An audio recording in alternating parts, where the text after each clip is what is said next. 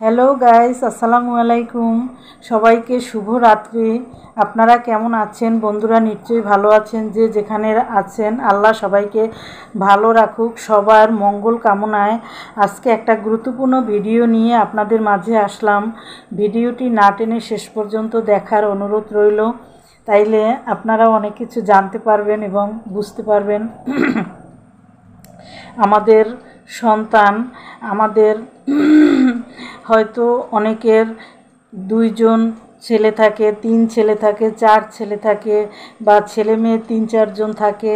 আমাদের হয়তো 2-1 জন। যাই হোক, ছেলে মেয়ের ভিতরে সবাই তো সমান না। কেউ শিক্ষিত একটু কম হয়, কেউ বেশি হয়। যেই ছেলে শিক্ষিত কম হয় সে কিন্তু ছোট হয়তো চাকরি করে বা ছোট ব্যবসা করে বা গ্রামেই থেকে যায়, শহরে যাইতে পারে না, কারণ তার শিক্ষাগত যোগ্যতা নাই। সে হয়তো তার জায়গা জমি চাষ করে, তারপরে গ্রামে থাকে।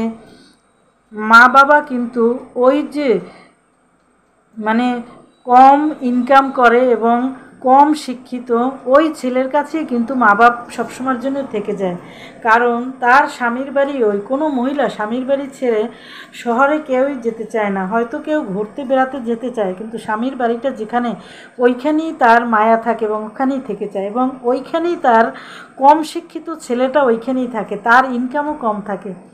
কিন্তু মা বাবা, যেই ছেলেটা শিক্ষিত বেশি, শহরে বড় অফিসার, হয়তো ইঞ্জিনিয়ার হয়েছে, হয়তো ডক্টর হয়েছে, বা হয়তো প্রবাসে গিয়েছে, হয়তো বড় একটা চাকরি করে, তার প্রতি মায়ের কিন্তু মায়া বেশি থাকে, আদর ভালোবাসাটা ওই ছেলের প্রতি বেশি থাকে।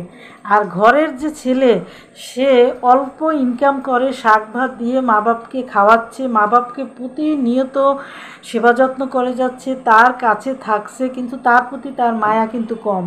কারণ কি, প্রতিদিন তার হয়তো অল্প কিছু হয়তো দোষ কিছু ধরা পড়ে, বা তার প্রতি মায়া, সে কিন্তু খাওয়াচ্ছে, তারপরেও কিন্তু ওই ছেলের প্রতি মায়া কম গ্রামের ছেলের প্রতি। আর শহরের ছেলে কিন্তু বছরে হয়তো একদিন মাকে দেখতে আসে, ওই দিন হয়তো কিছু মায়ের জন্য ফল নিয়ে আসে, বা মাকে একদিন দেখতে আসে, বা মাকে হয়তো 1000 টাকা পাঠায় তার পান খাওয়ার জন্য।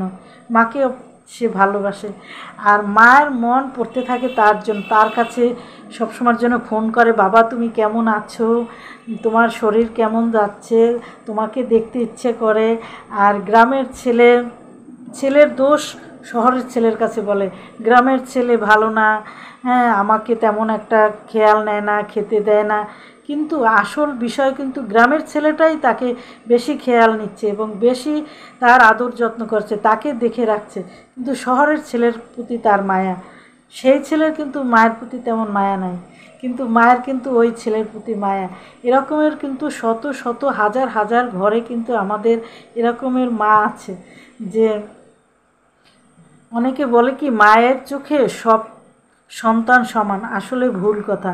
মায়ের চোখে সব সন্তান সমান না। যার টাকা বেশি তার প্রতি মায়া বেশি, যার টাকা কম তার প্রতি মায়াও কম, তাকে আদর ভালোবাসাও কম দেয়। জেনে রাখবেন কিন্তু, এবং আমার কথাটা মিলিয়ে নেবেন, কথাটা সত্য না মিথ্যা বললাম।